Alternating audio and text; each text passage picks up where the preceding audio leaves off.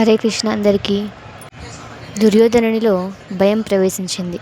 అధర్మపరుడికి కార్యరంగంలోకి దిగే ముందు నిరాశ, భయం కలుగుట సహజం. తాను చేసేది అన్యాయమని తనకి తెలుసు. అందుకే తాను విజయాన్ని సాధించలేనేమో అని భయపడుతున్నాడు. ఆ భయంతో మనస్సు అశాంతిగా, ఆందోళనగా, గజిబిజిగా మారింది. స్థిరంగా ఒకచోట నిలవలేకపోయాడు.